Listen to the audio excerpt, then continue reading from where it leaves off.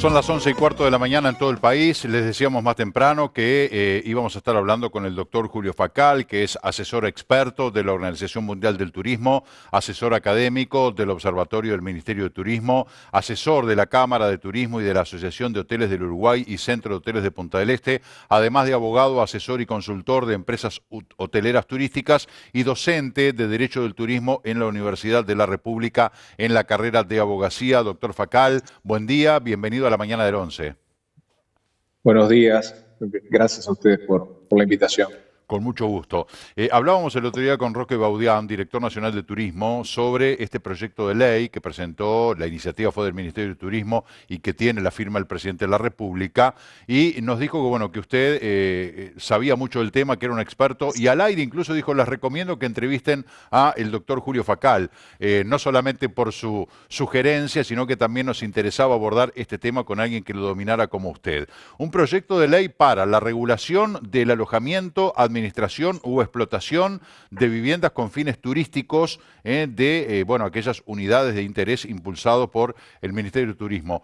¿Nos puede contar un poco cuál es el objetivo que persigue este proyecto de ley y qué detalles contiene? Bueno, sí, es un trabajo que viene de larga data, que además nos tocó participar activamente en la redacción. Es una iniciativa del Ministerio de Turismo, pero también conjuntamente la Asociación de Hoteles, el Centro de Hoteles de Punta del Este han participado en la iniciativa, y es un proyecto que últimamente incluso recibió las sugerencias y modificaciones de la propia presidencia de la República.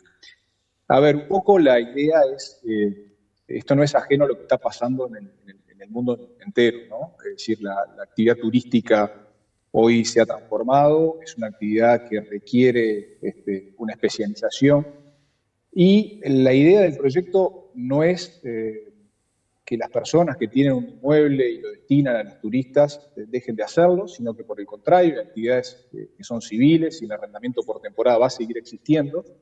El tema es que la famosa economía colaborativa, que suponía que alguien en su espacio libre, lo mismo pasó con Uber, ¿no? El fenómeno de la uberización del transporte de pasajeros, pudiera tener una actividad extra, apoyado en principio por las plataformas, el caso de Airbnb, de Booking, que encuentran ese nicho de mercado, de esas viviendas de uso turístico que toda la vida existieron y van a seguir existiendo, y además es importante que así sea porque hace a la diversificación.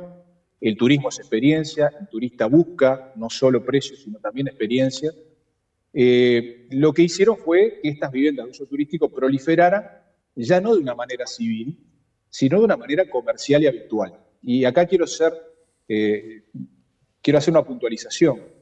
Cuando hablamos de la comercialidad y la habitualidad, es aquello que sale del arrendamiento para descontar la contribución, cuando lo alquilo 15 días, cuando lo alquilo 10 días en el año, sino que ya hago de ello una profesión habitual, o que tienen rasgos de comercialidad, que tienen servicios, que hay combinación de capital y trabajo, o que tanto mi habitación, porque puede ser una propia habitación, puede ser una unidad de uso turístico o un condominio entero, es utilizado con fines que ya no son los civiles, ¿no? Y esto compite deslealmente, informalmente, con la hotelería formal, que hace un gran esfuerzo de inversiones, de pagar impuestos, que tiene una serie de habilitaciones que cumplir y que además son un prestador turístico que debe registrarse. Yo quiero dejar claro también una cosa, el turismo, si bien no es una actividad limitada por ley, es una actividad que tiene ciertas regulaciones. El Estado, en una industria como el Uruguay, donde la industria turística es una de las principales fuentes de ingresos, a pesar de la estacionalidad, interviene como no lo hacen otras actividades. Hay un Ministerio de Turismo, el prestador debe registrarse, las inmobiliarias turísticas tienen que registrarse y constituir una garantía, las agencias de viaje, los hoteles. Entonces, un poco el concepto en el mundo es que aquel que destina una vivienda en uso turístico no está destinando una vivienda para vivir, sino que está destinando una vivienda a una actividad donde la calidad del destino está en juego, donde hay que ser muy cuidadoso, donde el turista además es un consumidor especialmente vulnerable. Nosotros decimos que el turista es un consumidor sensible, viene por poco tiempo, y que el hecho de que esté en manos de particulares hoy requiere, a nivel mundial, por la calidad, por la especialidad que tiene el turismo, ciertas obligaciones especiales. Es como cuando usted tiene un inmueble y lo declara patrimonio histórico, o tiene un terreno y lo declara en área natural protegida. Usted puede seguirlo teniendo, es propietario, pero tiene obligaciones especiales, es decir, de cuidado, de cuidar la calidad. Entonces acá separamos dos cosas.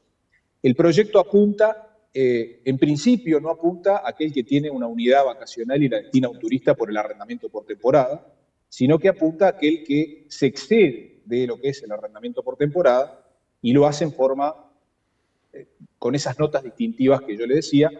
Entonces esto pasa a ser lo que se llama una empresa turística extrahotelera o una unidad turística extrahotelera que debe registrarse en el Ministerio de Turismo y constituirse como prestador turístico, y a partir de ahí la reglamentación establecerá los distintos requisitos e incluso impositivos que deberá afrontar ese propietario. El proyecto de ley incluso divide en habitación turística, unidad vacacional turística y condominio turístico, es decir, esos edificios que a veces se construyen y que son verdaderos hoteles encubiertos, con servicios, o hay un único administrador que administra muchas unidades, y esto le pega de lleno al hotel. Por otra parte, deja abierta la puerta a que los gobiernos departamentales, y acá también el proyecto creo que es inteligente en esto porque no toca la autonomía departamental. Nuestra Constitución habla de que el Estado Nacional y los gobiernos departamentales deben coordinar, ¿no? Y es imposible hacer una política de Estado en materia turística si no se tiene el territorio, que es de los gobiernos departamentales. Entonces, crea un registro departamental de viviendas de uso turístico, pensando en que hoy o mañana los gobiernos departamentales puedan generar este registro departamental para todo aquel que destina su vivienda al uso turístico. No importa si es civil o comercial. Yo creo que, lejos de ser esto una obligación que obstaculice, esto va a jerarquizar a la vivienda de uso turístico, va a permitir que las intendencias y que el ministerio sepan dónde se alojan los turistas, qué tipo de vivienda prefieren, qué tipo de servicio prefieren, dónde está la calidad de los servicios, el tema del registro de la población flotante que se le pide a los hoteles y de pronto las personas no eligen un hotel. Entonces, yo creo que esto abre la puerta también a que los gobiernos departamentales puedan tener una idea de dónde se alojan los turistas. Había una ordenanza, no sé si ustedes saben, de la década del 40, del 50, donde se creaba el registro de arrendadores de viviendas turísticas en la Intendencia de Maldonado. Indudablemente, la explosión de esta actividad ha hecho que ese registro hoy quedara en la nada, pero es una ordenanza que sigue vigente. Y esto hablaba a las claras de que las intendencias, donde el turismo hoy es una actividad que tiende a la descentralización, tienen potestades muy fuertes en la actividad turística y tienen la necesidad de saber dónde se aloja el turista, qué tipo de servicios prefiere, además como forma hoy y mañana en el futuro quizás de colaborar a aumentar la calidad de sus servicios o tener un conocimiento cabal y poder potenciar también las viviendas de uso turístico que se hacen con fines civiles y también conjuntamente con el Ministerio las que se hacen con fines comerciales. Lo que logra esta ley, o lo que trata de lograr este proyecto, entiendo yo que es un equilibrio, justo equilibrio en esta actividad que hoy se ha potenciado, se ha transformado y empujada un poco por la comercialización electrónica. Quiero aclarar otra cosa, si bien las plataformas hoy pagan impuestos porque hacen una declaración jurada, hay un decreto del año 2018 que establece que hacen, eso no es lo que preocupa a los hoteleros, si pagan o no pagan impuestos las plataformas intermediarias, sino que lo que hoy preocupa es que estas plataformas han contribuido a potenciar algo que se transformó de civil en comercial, que existió toda la vida, pero que hoy se ha deformado al punto tal que hay verdaderos hoteles encubiertos. Y el fenómeno Uber que yo señalé hoy es un ejemplo claro. Manejar un auto sin chofer no es una actividad ilegal ni limitada por la Constitución. El problema es que hasta ahora las intendencias habían establecido que el servicio de taxis era el servicio que ellos podían regular, ordenar. La Constitución dice, cuando la Intendencia de Montevideo en su ordenanza, por ejemplo, pongo este ejemplo porque soy de Montevideo y lo conozco bien, logra identificar al propietario del vehículo, regular la actividad del transporte para que coexista con la actividad del taxi, ya que no era una actividad ilegal, es allí que Uber viene y se inscribe como intermediario y se logra un contralor sobre la plataforma. Lo mismo hizo Francia. Airbnb hoy está inscripta como intermediario e incluso el gobierno francés utiliza a la plataforma a efectos de ver quién está por fuera de la legalidad. Es decir, Es un fenómeno, el de la comercialización electrónica, muy complejo, que no se va a resolver en 2 días, y entonces yo creo que el primer punto es justamente regular al prestador, y el intermediario creo que a la larga va a terminar adaptándose a la normativa vigente. Dos No, no, aspectos. quiero, no, no quiero aburrirlos, perdón, No, pero no, al es un tema contrario, que me apasiona. es claro, es una explicación realmente muy amplia, una respuesta muy abarcativa y muy útil sin duda. Dos aspectos. Es importante subrayar, como usted lo hizo, de que este proyecto no contempla a esa gente que tiene su casita y que la alquila en temporada No, por no, quincena o por mes y que con eso paga la contribución o el impuesto de primaria. Esa gente queda fuera para llevar tranquilidad de que esto no es un proyecto de ley que va a barrer exactamente. con No, ese recurso que entraría dentro de la economía colaborativa. Eso sí entraría dentro de la economía colaborativa. Lo que pasa es que exactamente. se ha deformado ese concepto. La economía colaborativa es aquellas cosas que nosotros hacemos a cambio de un dinero, pero en nuestro tiempo libre, en nuestro tiempo ocioso o nuestro tiempo que nos está sobrando, si es que a alguien le sobra tiempo. Pero una Exactamente. cuestión esporádica, no como una práctica habitual como usted señalaba. Lo otro, Lo felicito por la apreciación porque realmente lo que está diciendo es tal cual. Es exactamente a donde apunta el proyecto. muchas gracias. Lo otro, el control de este proyecto de ley, porque, bueno, una vez más, no puede ser que generemos una ley y que de repente no se aplica Exacto, porque no hay exacto. mecanismos de control. Quien va a ejercer los mecanismos de control va a ser el Ministerio de Turismo, que se podrá apoyar con la DGI, con el BPS, con la URSEC, pero ¿qué pasa con la carencia de recursos humanos? El propio Roque Exacto. Baudián decía, tenemos que apostar a la autorregulación porque no tenemos forma de controlar en todo el territorio esta actividad. La pregunta es cómo van a hacer. Bueno, yo le voy a primero arrancar por la primera apreciación que hizo usted porque es importante volver a recalcar eso. Ujú. El particular que tiene su vivienda lo va a seguir arrendando por temporada sin ningún problema. Se abre la posibilidad que hoy o mañana los gobiernos departamentales creen un registro para todos, incluso para el particular. Se le va a dar un número de registro y eso jerarquizará, pero lo puede seguir haciendo sin tener que inscribirse en el Ministerio de Turismo.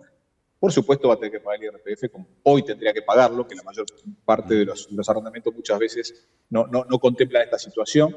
Y esto va a seguir siendo así. Lo único que quiero hacer una apreciación es que esta ley modifica la ley de arrendamiento por temporada, que hoy es 9 meses, Sí, se pasa a reduce a 90 tres días. meses, Mm, como fue históricamente.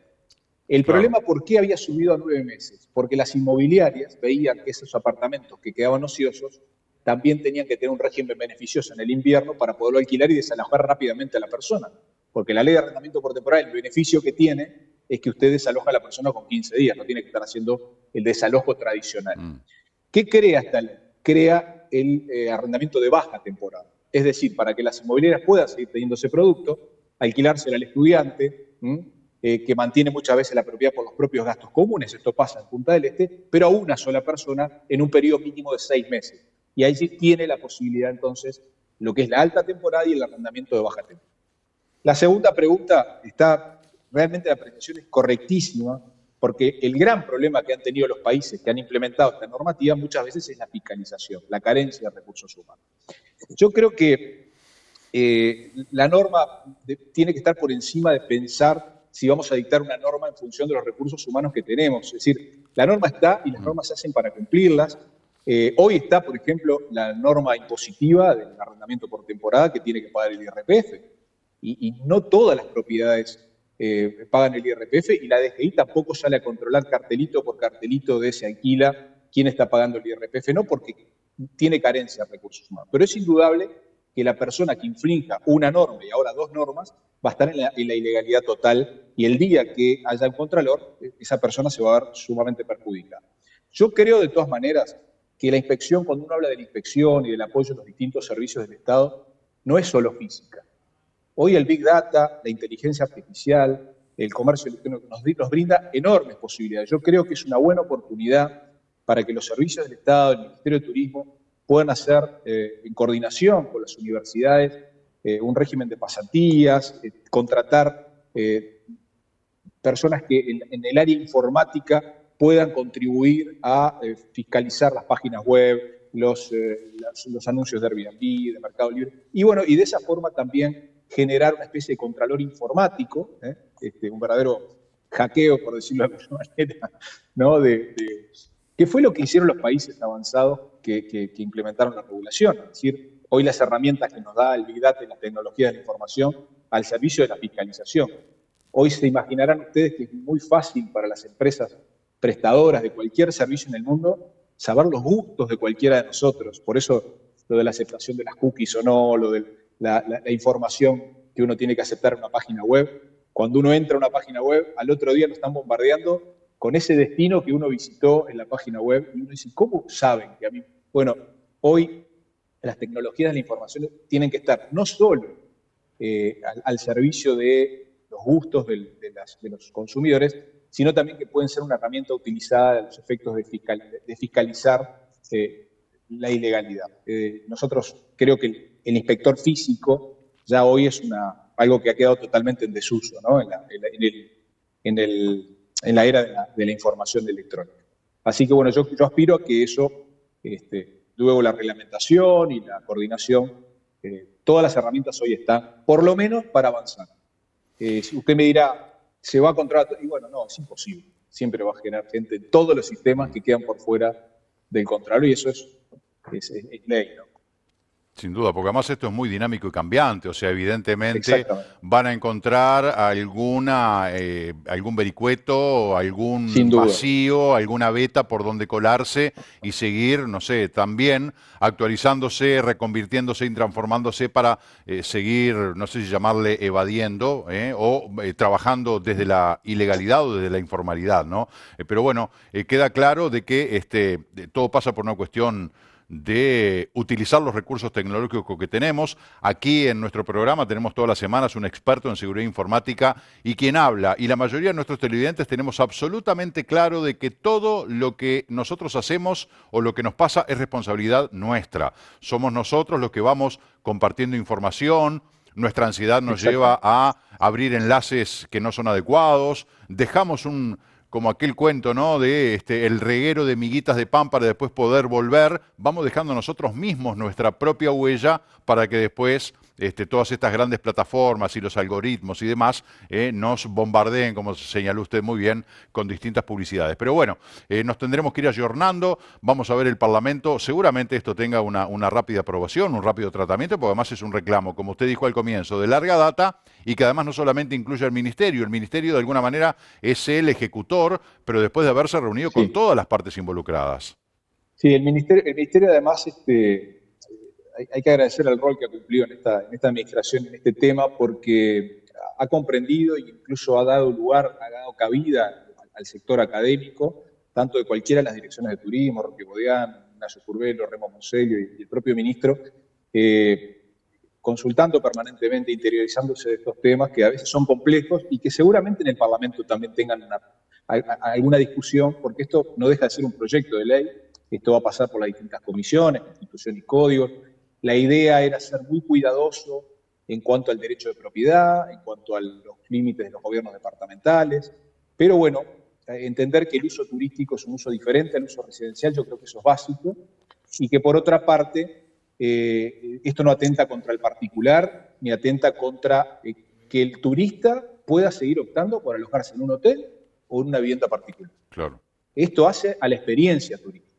Y yo algo que le he dicho a los hoteleros en alguna charla también es, hoy el turista no decide dormir en la casa de alguien que no conoce o ir en el auto de alguien que no conoce solo por precio, porque Uber no tiene los precios más baratos, ni los coches mejores, ni los conductores más diestros, ¿no? Sino que lo hace muchas veces por experiencias que el turista quiere compartir, y eso es atendible, eso hay que atender. Así que bueno, yo les agradezco por la nota y espero haber sido claro.